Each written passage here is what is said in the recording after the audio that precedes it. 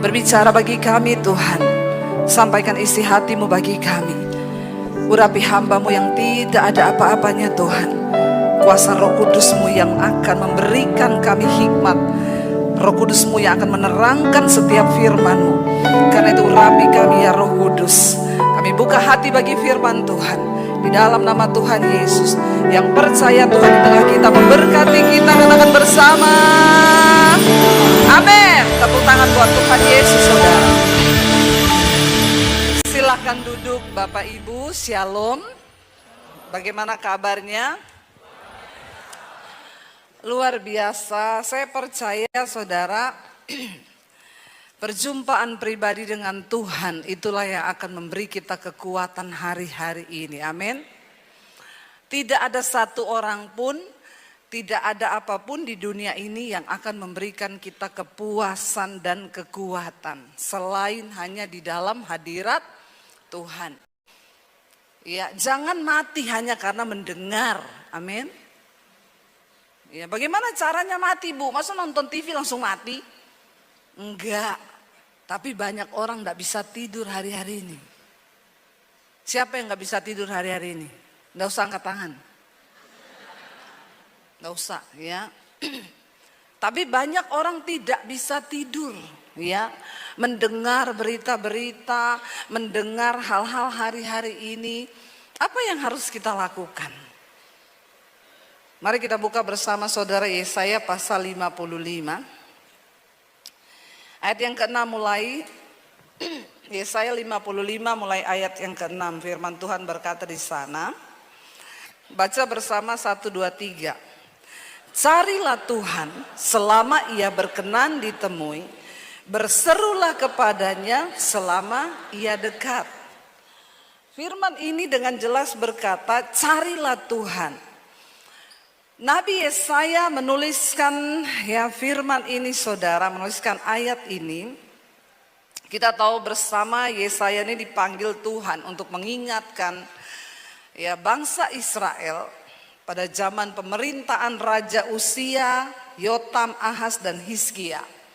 Pada zaman itu keadaan rohani bangsa ini naik turun ya. Naik turun tapi kayaknya banyak turunnya daripada naiknya. Kayaknya sedikit banyak samalah dengan orang Kristen di Palembang. Tidak ya? Di sini naik terus ya?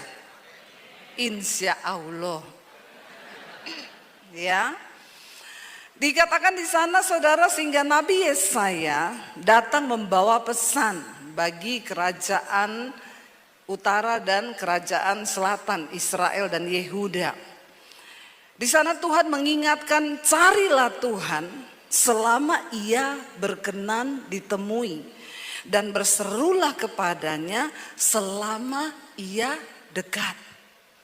Kalau ayat ini berkata cari Tuhan selama ia berkenan ditemui, berarti ada saatnya nanti Tuhan sudah tidak berkenan untuk ditemui. Ya. Berserulah kepadanya selama ia dekat. Karena ada saatnya nanti Tuhan itu terasa jauh. Siapa di sini yang hari-hari ini merasa jauh dari Tuhan? Tidak usah pura-pura. Saya tahu banyak jemaat yang merasa, aku rasanya jauh Bu. Padahal aku ini masih pelayanan. Banyak orang yang bertanya kepada saya ini melayani loh Bu. Tiap minggu ke gereja, saya masih pelayanan. Tapi saya ini rasa jauh dari Tuhan. Ada yang merasa seperti itu? Rasanya ibadah, pelayanan ya hanya begitu-begitu aja. Bahkan saya sudah gak merasakan Tuhan. Padahal saya berada di gereja. Saya pelayanan setiap hari Minggu. Hati-hati saudara. Ya, kita seringkali masih aktif dalam kegiatan-kegiatan pelayanan kita. Tapi sesungguhnya hati kita jauh dari Tuhan. Makanya ayat ini mengingatkan carilah Tuhan selama ia berkenan ditemui, berserulah kepadanya selama ia dekat. Ya, selama Tuhan masih berkenan. Karena ada saatnya Tuhan sudah tidak berkenan. Kita tahu sejarah dari bangsa Israel. Mereka itu ditegur Tuhan, disuruh bertobat. Mereka keras kepala, mereka tidak mau bertobat. Sampai akhirnya Tuhan nggak mau lagi mendengar. Dan akhirnya mereka jatuh dalam pembuangan. Seringkali manusia itu ketika mereka hidupnya baik-baik aja. Keuangannya baik, keluarganya baik, semuanya baik, ya, aman. Mereka lupa diri. Orang-orang di Jakarta, di Palembang tidak. Insya Allah. Ya. Banyak orang ketika semua baik-baik saja, mereka tuh merasa ya udah saya baik-baik aja. Buktinya saya enggak usah hidup kudus-kudus banget. Bahkan banyak yang berkata, ya saya aja sekarang ini berdosa loh. Tapi buktinya usahaku lancar-lancar aja. Keadaanku baik-baik aja, saya tidak mengalami hal-hal yang kelihatannya buruk. Ya, tidak ada satupun di dunia ini yang bisa membawa kita kepada kebahagiaan selain kita ini hidup dekat dengan Tuhan. Saya ini ketemu dengan banyak orang kaya, kaya raya ya. Tapi orang-orang kaya yang tidak takut Tuhan, mereka sampai di satu titik yang berkata begini, Bu, ternyata kekayaan tuh nggak memberi kebahagiaan. Pak Beni gini-gini karena Pak Beni kaya. Yang lain nggak gini-gini loh Pak, karena belum.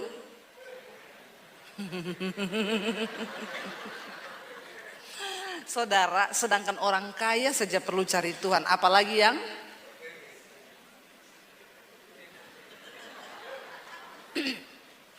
orang kaya aja perlu Tuhan, apalagi orang yang. Tapi banyak orang sombong, ya, udah miskin sombong lagi. Jangan bilang orang kaya tok yang sombong, saya banyak ketemu miskin sombong. Orang kaya sombong biasa, tapi miskin sombong ini luar biasa.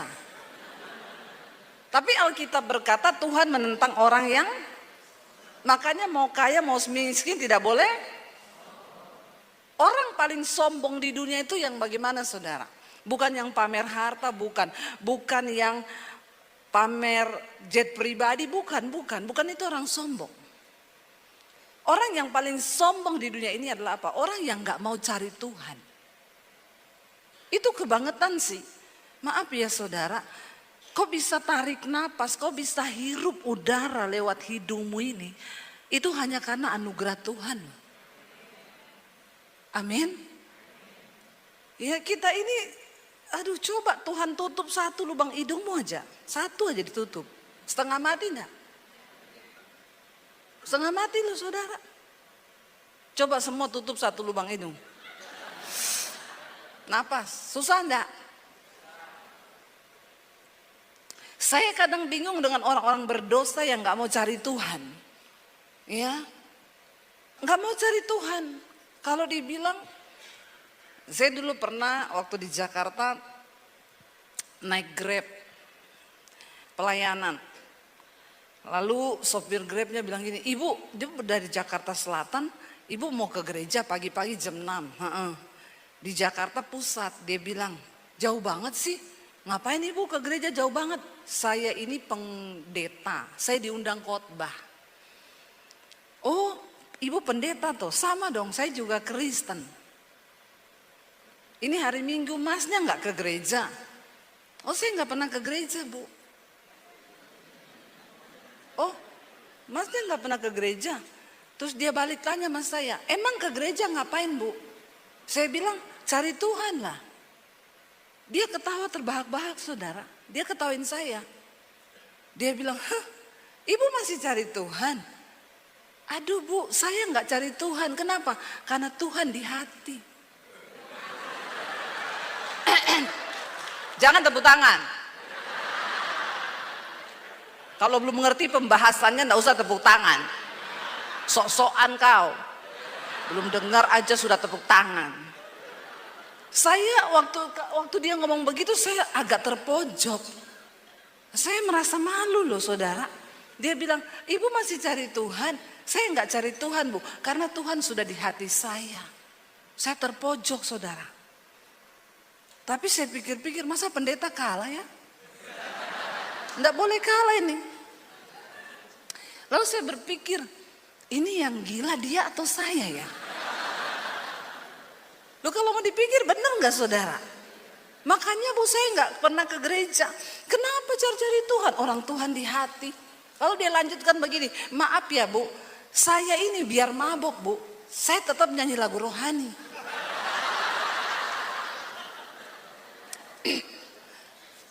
Saya keselak lagi saudara. Karena saya pikir nih orang kok begini banget ya. Iya bu, saya biar mabok, saya nyetir mobil loh. Tapi sambil saya putar lagu rohani, saya enggak celaka loh bu.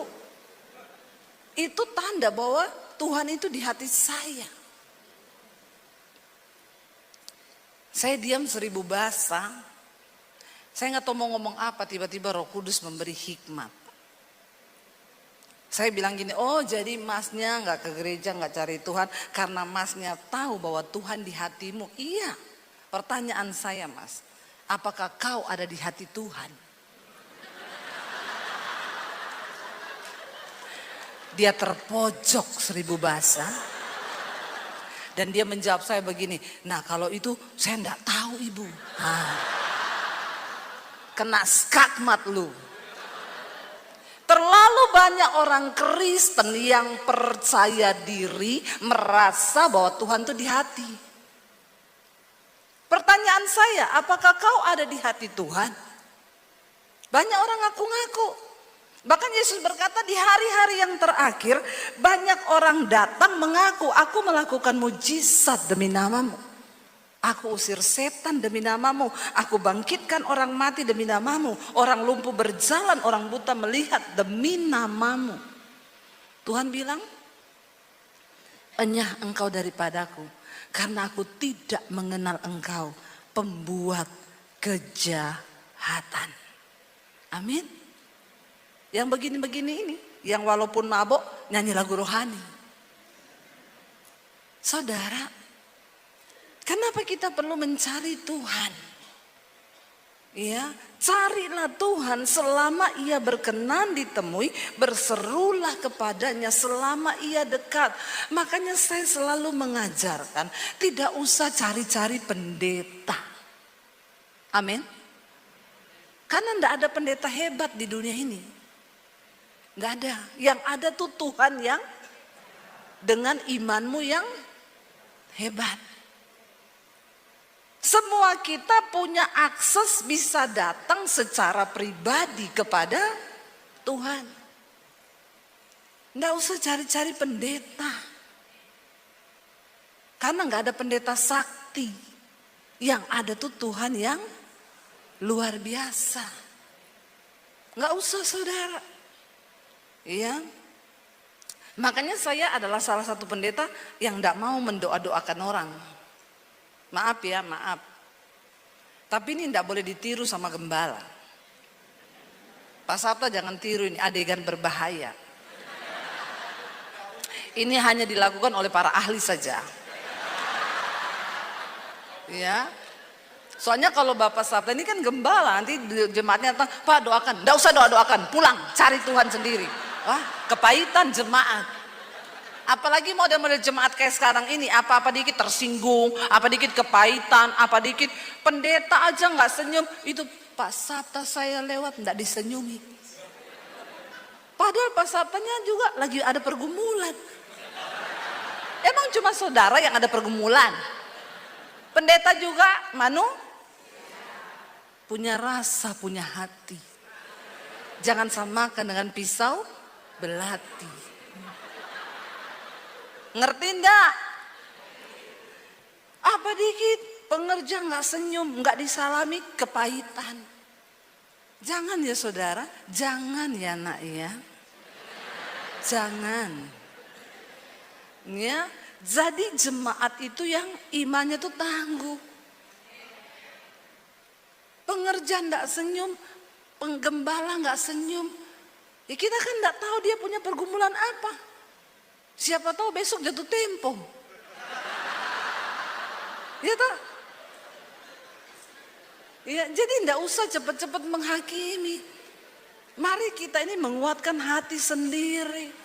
Karena orang yang masuk surga itu bukan jemaat-jemaat yang kelas-kelas ngambek, merajuk, pindah gereja, kepahitan. Ya. Kalau ada orang datang sama saya, Bu, doakan, doa sendiri. Ya, cari Tuhan. Amin.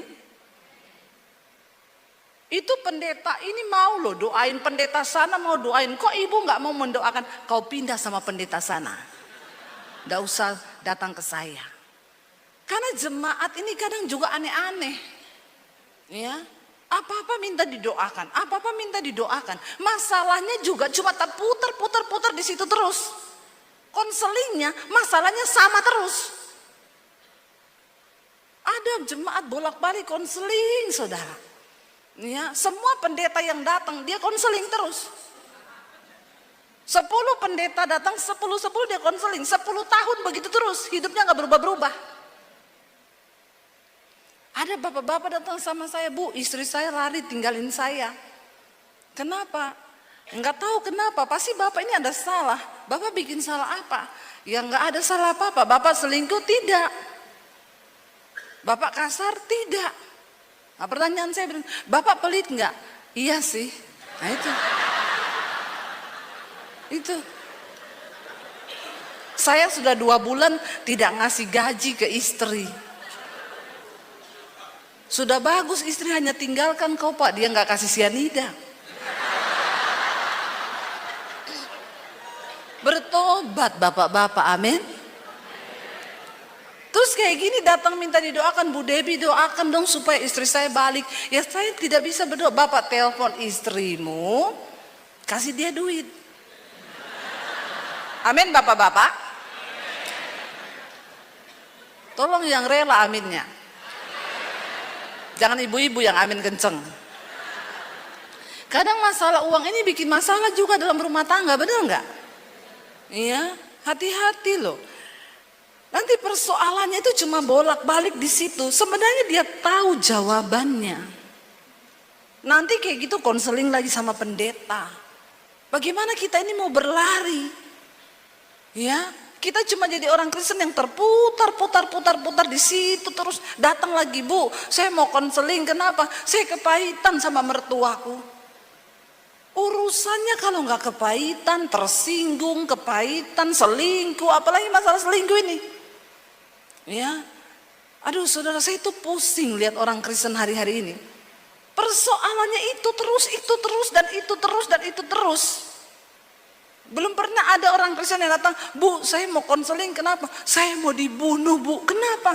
Karena saya tidak terima Tuhan Yesus, saya mau dibunuh. Belum ada. Ya adanya itu, Bu. Kenapa? Dikejar pinjol. Banyak ini.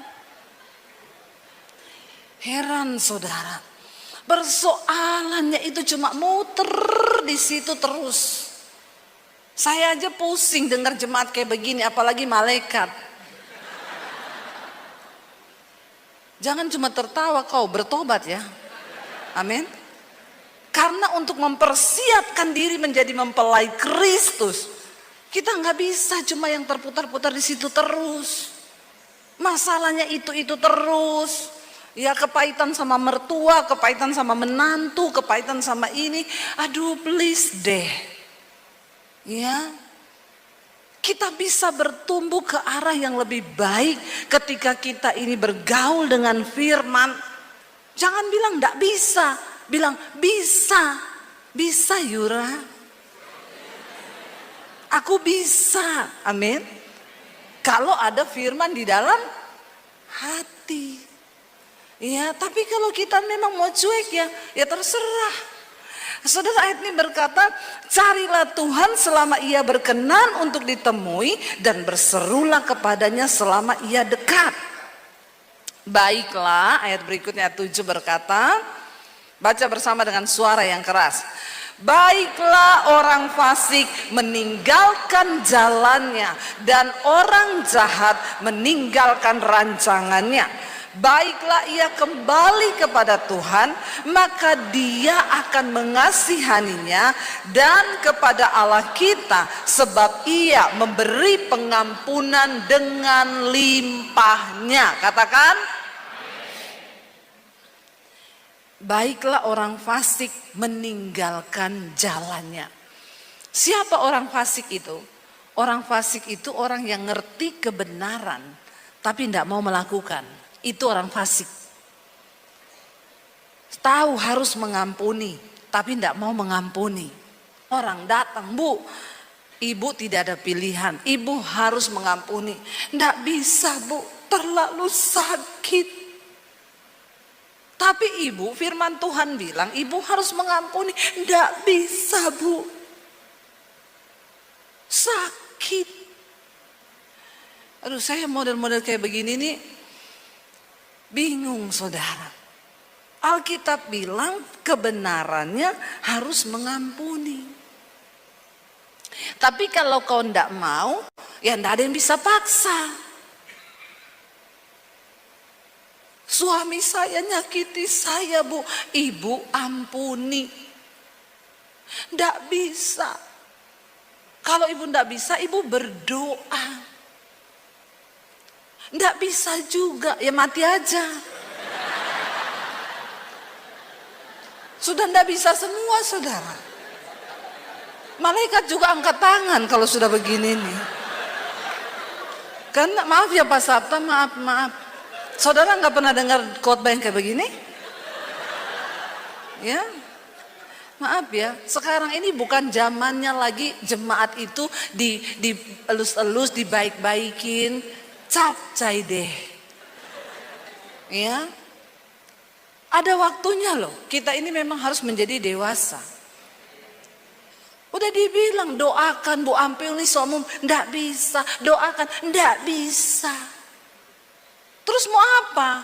Dia mau tunggu, saya bilang, ya udah cerai aja. Kan ndak bisa juga bercerai. Ya. Ibu sih, ibu ndak tahu suami saya, ibu ndak rasa suami saya ndak mau rasain suamimu, Bu.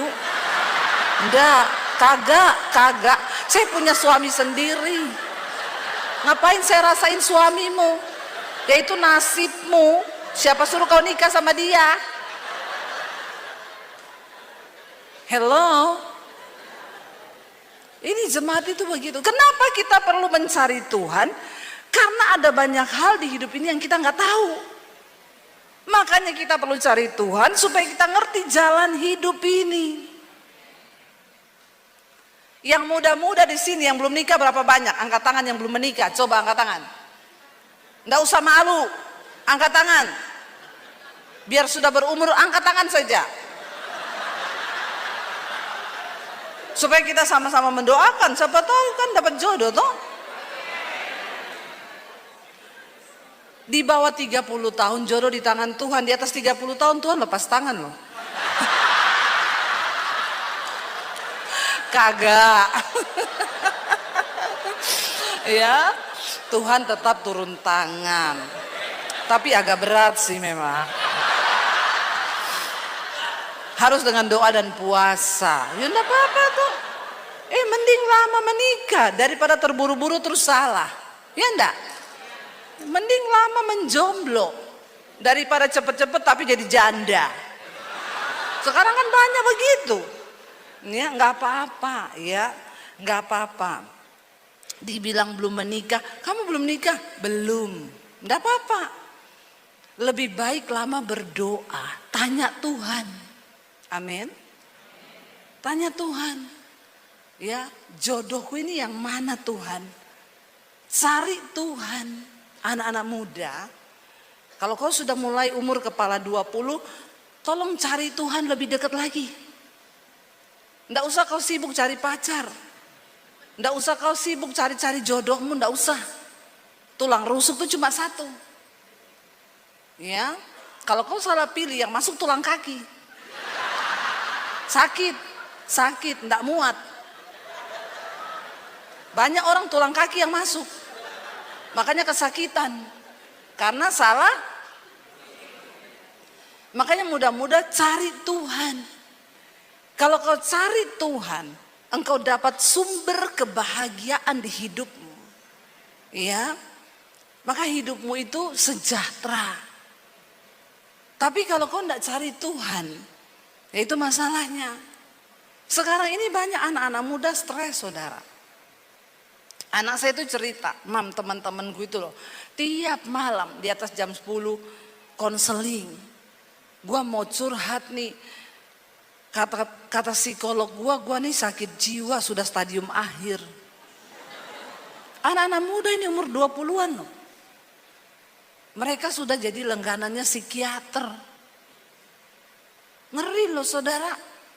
Saya bilang sama anak saya, ya ampun, itu teman-temanmu belum pada menikah loh. Kenapa sudah sakit jiwa? Sakit jiwa saudara. Langganan psikiater, minum obat tidur. Saya bilang sama anak saya, kamu bilang suruh cari Tuhan, Dek. Anak saya bilang, ya lu cari Tuhan lah. Dengar lagu rohani, dengerin khotbah. Jawabannya apa? Kayaknya kalau kayak gini Tuhan nggak bisa tolong deh. Bayangkan loh saudara. Dia bilang Tuhan, ini anaknya orang-orang Kristen. Mereka ini pelayanan di gereja. Anak-anak muda.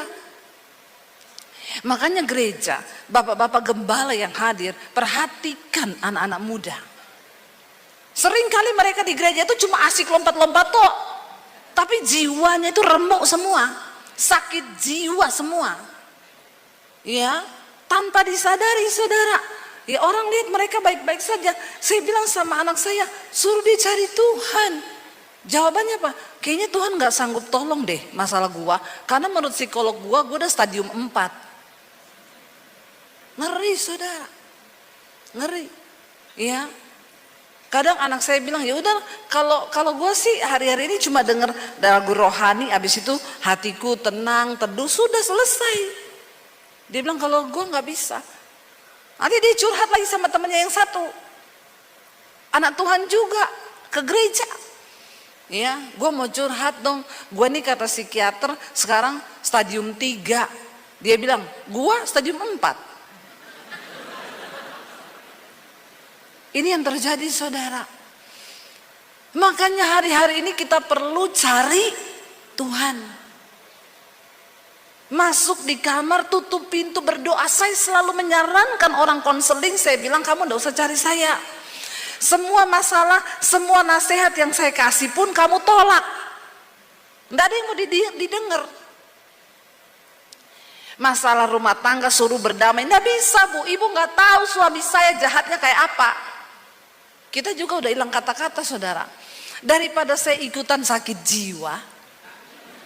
Lo bener loh, kita hamba Tuhan hari-hari ini harus menjaga kesehatan jiwa dan mental. Ya. Kadang saya itu mau tidur malam, saya lihat-lihat HP. Kasihan ibu itu, suaminya kemana lagi? Suami saya di samping saya ngomong, suami orang diurus, suami sendiri tidak diurus lah.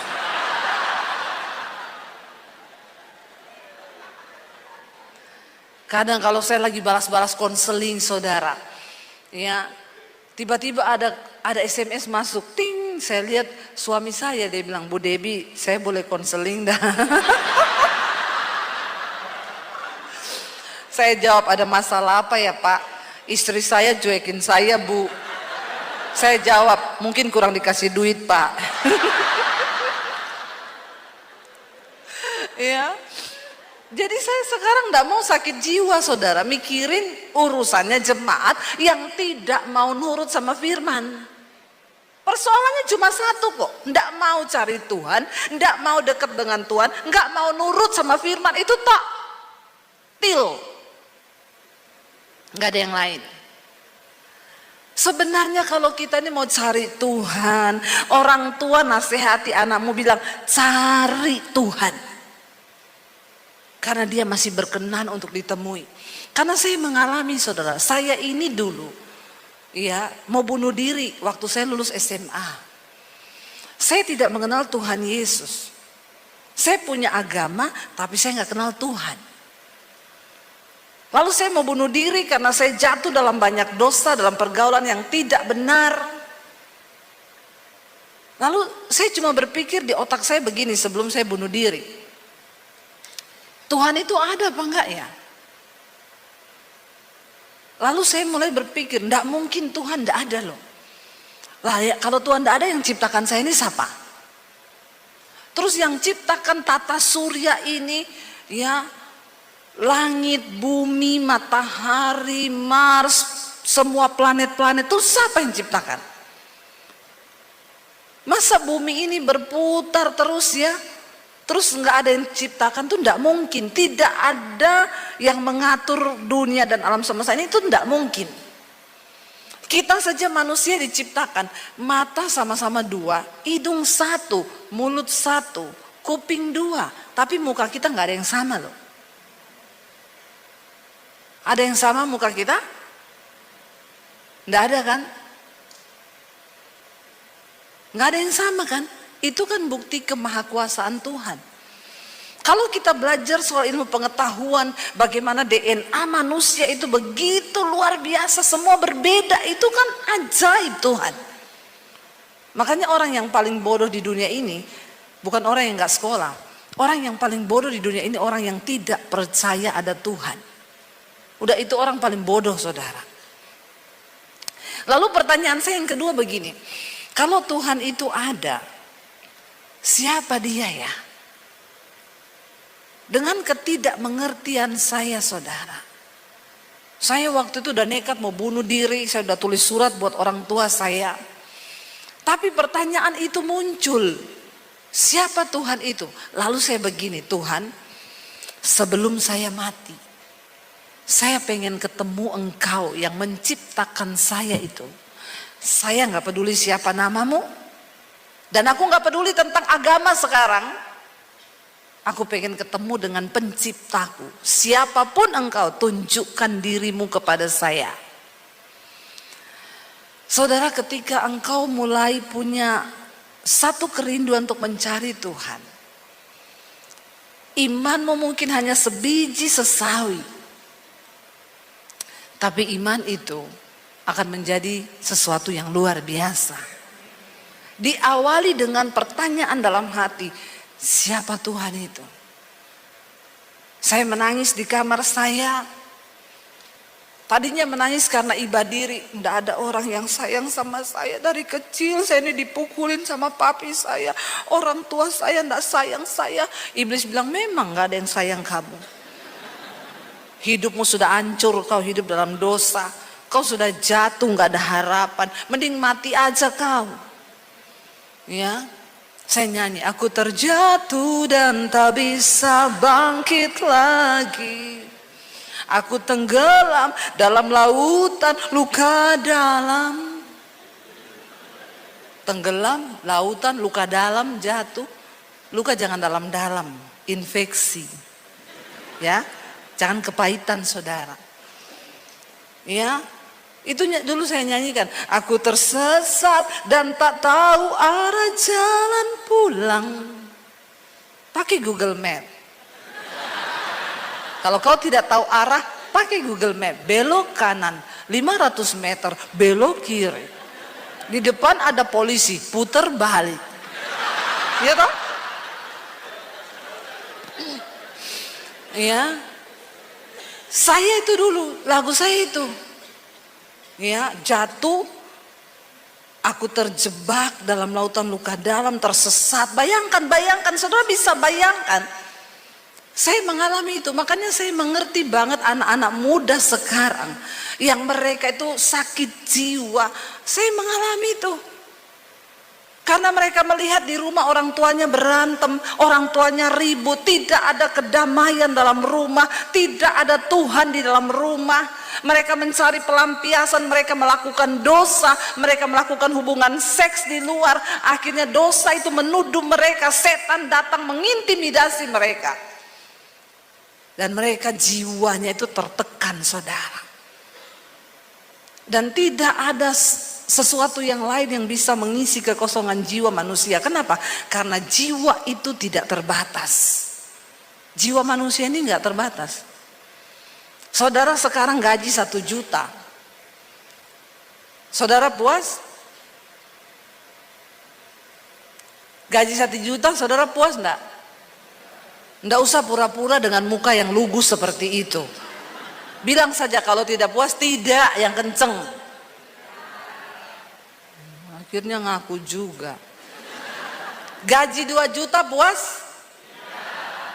3 juta puas? 4 juta puas? 5 juta puas? 6 juta puas? Rakus memang ya, nggak ada puas-puasnya.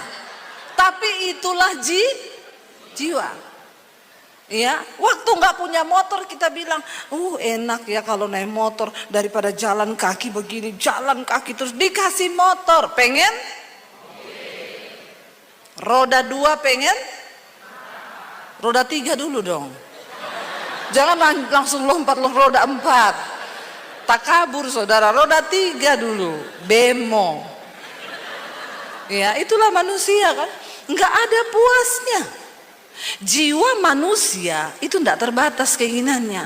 Makanya jiwa ini tidak bisa dipuaskan dengan sesuatu yang terbatas. Harta, uang, seks, apapun itu terbatas. Hanya satu yang tidak terbatas, yaitu Tuhan. Makanya hanya Tuhan yang tidak terbatas yang dapat mengisi jiwa kita yang tidak terbatas. Saudara mau cari apapun. Saya punya teman orang kaya, dia bilang gini, Bu, saya ini sekarang sudah ada di satu titik yang saya mau beli apa aja tuh bisa. Bayangkan loh, mau beli apa aja tuh bisa. Saudara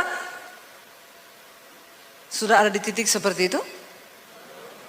Saya sudah mau beli kerupuk bisa, beli ayam bisa, iya dong, itu kan relatif toh, kan yang kita ingin itu relatif toh. Tapi dia memang kaya saudara. Dia bilang begini sama saya, Bu, ternyata ya, jadi orang kaya itu hanya seperti ini. Makanya tolong saudara, kalau kau lihat orang kaya, kau jangan kepengen menjadi dia. Karena seringkali dia juga pengen jadi kau. Saya mau cerita. Ada satu orang lulusan Amerika, dia jadi CEO di sebuah perusahaan. Gajinya ratusan juta. Lalu dia pergi berlibur ke sebuah pantai. Ketika dia lagi duduk minum kelapa muda menikmati ya di pinggir pantai, ada nelayan datang bawa ikan dengan perahunya. Lalu dia tanya sama nelayan itu, kau dapat ikan segini ini cukup untuk hidupmu? Cukup. Berapa jam yang kau butuhkan untuk menangkap ikan seperahu ini? 5 jam. Lalu dia bilang ini, sini saya ajarkan kamu ya supaya kamu bahagia. Mulai besok, coba kamu praktekkan. Biasanya kamu turun 5 jam, sekarang kamu tambah 10 jam.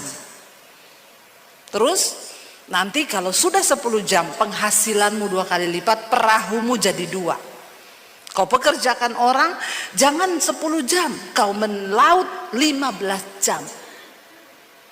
Terus, nanti kau punya kapal. Jadi kapal 1, lalu kapal 2, kapal 3. Setelah kau sudah banyak kapalmu, kau bikin perusahaan. Lalu kau tinggal sahamkan. Lalu setelah itu berapa lama yang saya butuhkan untuk, ya paling sekitar 15 sampai 20 tahun. Kau sudah bisa jadi bos dan kau menikmati. Terus dia tanya, terus kalau saya sudah memperoleh semuanya itu, terus apa lagi? Ya kau bisa santai dengan keluargamu. Kau bisa duduk di pinggir pantai, kau bisa bersenang-senang dengan anakmu. Lalu nelayan itu bilang, tapi hari itu saya sudah begitu. Saya ini melaut cuma 5 jam. Kau tahu saya pulang ini untuk apa? Saya makan dengan keluarga saya. Lalu saya antar anak saya ke sekolah. Saya jemput dia pulang sekolah. Kami duduk di pinggir pantai sambil minum kelapa muda seperti kau. Lalu CEO-nya itu mendadak jadi bodoh. Dia bilang begini, iya juga ya. Jadi siapa yang bodoh ya kita berdua ini? Loh saudara, hidup ini kan bukan soal kaya. Tapi seberapa besar kau menikmati dan mensyukuri, itu kau lebih dari pemenang. Amin. Jangan suka iri lihat orang kaya, saudara. Karena belum tentu orang kaya itu sebahagia hidupmu. Saya tuh kalau ketemu orang kaya-kaya di Jakarta, susah, saudara. Mereka saja kalau tersenyum gini, bibirnya keangkat separuh tuh, gitu. Gitu, mirip teman saya. Kalau tersenyum cuma bibir separuh. Ya, saya sampai bingung loh. Kadang saya tanya sama teman saya, kenapa ya orang kaya kalau tersenyum begitu? Jaim bu, dia takut nanti wibawanya jatuh. Kalau kita kan ketawa-ketawa aja ya. Wibawa jatuh tinggal pungut lagi tuh. Rempong amat sih lu, susah banget sih hidupmu. Ngapain coba? Ya, makanya sekarang itu soalnya Indonesia ini juga agak-agak ya. Ada videonya 9 naga itu tersebar di sosial media. Mereka main golf sambil ketawa. Di komen, ini ketawa sultan. Kalau ketawa seperti saudara-saudara ini ketawa sales. Nah ini.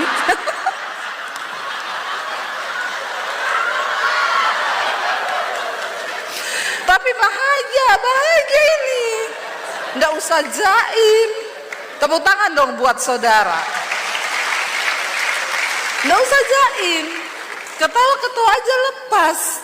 Nggak usah ditahan. Ya. Ketawa 9 naga. Ya, itu ketawa 9 naga. Kalau kita ini masih cacing, nggak apa-apa, ketawa aja. Belum jadi naga. Saudara, kita dari kisah itu kan kita lihat sebenarnya apa arti hidup kita ini, saudara. Ya, orang itu akan berbahagia ketika dia cari Tuhan. Lalu apa dikatakan di sana? Tinggalkan yang jahat. Baiklah orang fasik meninggalkan jalannya dan orang jahat meninggalkan rancangannya. Baiklah ia kembali kepada Tuhan, maka dia akan mengasihaninya dan kepada Allah kita, sebab ia memberi pengampunan dengan limpahnya. Orang yang paling bahagia di dunia ini adalah orang yang dosanya diampuni dan dia hidup dalam kekudusan. Itu orang yang paling bahagia. Bukan orang kaya, bukan. Ya, waktu kita hidup dalam kekudusan itu, hidup itu plong, saudara. Saya khotbah, saya mengatakan kepada saudara, bukan karena saya tidak mengalami, saya sudah mengalami. Saya sama suami ini dari miskin dulu, dari miskin kami memulai hidup. Tapi sampai hari ini nggak ada yang berubah karena ya dari dulu kita juga bahagia. Saudara pikir saya miskin tidak bahagia? Itu tolong ketawanya biasa aja ya Pak. Nggak usah ketawa sales begitu dipamerin ya. Saya sama suami dari miskin, kami tuh bahagia loh. Bahagia kami. Ya, saya kan pernah cerita di khotbah saya tuh saudara, naik motor bonceng 5, anak saya 3, nggak ada yang percaya, tapi itu bener. Ya, saya beli mobil pertama, mobil tua tahun 80 itu mobil. Kalau saya namakan mobil itu mobil dalam nama Yesus. Karena setiap kali dipakai, suami saya bilang, doa ya. Doa supaya ndak mogok. Itu saya agak dijebak sih dengan mobil itu. Jadi ceritanya saya pelayanan di satu dealer. Saya khotbah lalu yang punya dealer tanya, ibu punya mobil? Ndak punya. Jadi ibu kalau pelayanan naik motor, ibu mau nggak mobil itu? Mobil tua tahun 80. Saya bilang, oh iya mau Pak, bawa pulang aja Bu. Saya telepon suami saya, kita dikasih mobil, kamu datang cepat ke sini, ambil. Suami saya semangat datang dia saudara. Begitu sudah dibawa pulang sampai di rumah, besoknya sekretarisnya telepon, Ibu Debbie, jadi mau pembayarannya itu cash atau cicil? Tuhan Yesus. Saya ya sudah malu, mau saya balikin juga malu. Kita sudah terlanjur seneng ngomong dapat mobil, anak-anak sudah seneng, tidak bonceng 5. Terus saya bilang, oh itu berapa ya harganya? Kalau cash 7 juta. Kalau ibu cicil 14 juta. Ada orang kaya mental miskin loh. Tolong yang punya dealer jangan seperti ini ya. Cukup saya saja yang mengalami. Ada tipuan sih. Mudah-mudahan dia mendengarkan khotbah saya ini. Saya syok, saudara. Saya bilang, oh gitu ya. Ya udah saya cicil aja. Oh iya, sebulan 500.000. Aduh, itu mobil saudara. Dinaiki 3 hari, 4 hari rusak. Jadi dalam seminggu kita naik 2 hari, 5 hari rusak. Lebih banyak rusaknya daripada baiknya. Tiap hari suami saya balik ke bengkel, kata tukang bengkelnya gini, ya begini ya Pak kalau beli mobil tua, ini seperti Bapak itu ngopeni janda tua. Sakit. Bapak-bapak tolong ketawanya biasa aja. Onderdilnya banyak yang rusak Pak. Jadi ya itu, dikit-dikit sakit, dikit-dikit satik, besok pilek, besok pegelinu, besok lututnya sakit, besok rematik, ya begitu. Jadi bagaimana Pak ini? Saudara tahu, tiap kali kita naik suami saya bilang, anak-anak berdoa. Jadi apalagi kalau mau naik gunung, ya tanjakan, berdoa nak kita semua dalam nama Yesus, dalam nama Yesus, dalam nama Yesus, bener. Mogok. Saya turunkan anak-anak, suami saya bilang, turunkan dulu, kau cari becak sana. Bener saudara. Ya, bahagia saya, bahagia loh. Bahagia saya. Satu kali parkir di mall, biasanya kita parkir di bawah. Waktu itu nggak ada parkir. Suami saya bilang, kita terpaksa parkir atas. Saya bilang, bisa naik? Bisa. Doa dalam nama Yesus. Kita semua sudah bersyafaat, saudara, dalam nama Yesus, dalam nama Yesus. Naik. Suami saya gas.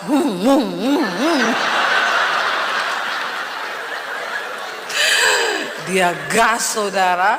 Ya, saya bilang, gas, Paul, gas. Toran 2 baku gas. Suami saya gas. Tiba-tiba di tengah. Apa ini? Oh Tuhan Yesus tolong. Saya pikir apa saudara? Dia berhenti, knalpot jatuh. Oh Tuhan.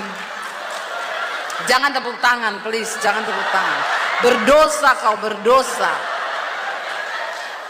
Saya bilang begini, saya naik terus karena takut ada mobil dari bawah. Terus aku yang angkat knalpotnya, naik kau naik. Makanya yang muda-muda di sini, kau kalau mau cari istri, cari yang seperti saya. Ya. Bisa masak, angkat galon bisa, ganti gas bisa, kesetrum nggak mati lagi. Itu ini saya. Angkat knalpot bisa, berat loh, panas lagi. Tapi karena takut ada mobil dari bawah, keadaan memang memaksa. Tapi saudara pikir saya tidak bahagia? Saya bahagia. Bahagia sekali saya. Bahagia ya nak ya. Bahagia. Itu menjadi pengalaman yang sekarang saya cerita, saudara terhibur toh? Terhibur dengan penderitaan saya kan? Bahagia kau, bahagia. Tapi biar saya saja yang merasakan itu. Ya. Bayangkan saudara, akhirnya sama suami diperbaikilah mobil itu. Jadi ternyata sejarah mobil itu mobil tarikan. Karena orangnya tidak bisa bayar. Memang ada kutuk di mobil itu. Dan Tuhan tidak izinkan memang kami pakai. Akhirnya suami saya konsultasi sama tukang bengkel, dia bilang gini aja mas, turun mesin semua, ganti mesin, nanti saya ganti. Oke, kita bayar saudara, lebih mahal daripada harga mobilnya. Setelah jadi semuanya kita cat supaya kutuk dihilangkan toh. Sudah bagus mobil, mesin baru, cat baru.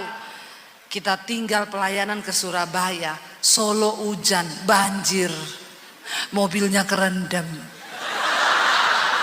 Saya bilang sama suami, memang kutuk ini tidak bisa diputuskan. Jadi mending di mobil buang saja daripada bawa sial dalam hidup kita di mobil. Tapi apakah saya tidak bahagia? Saya bahagia, bahagia sekali saya.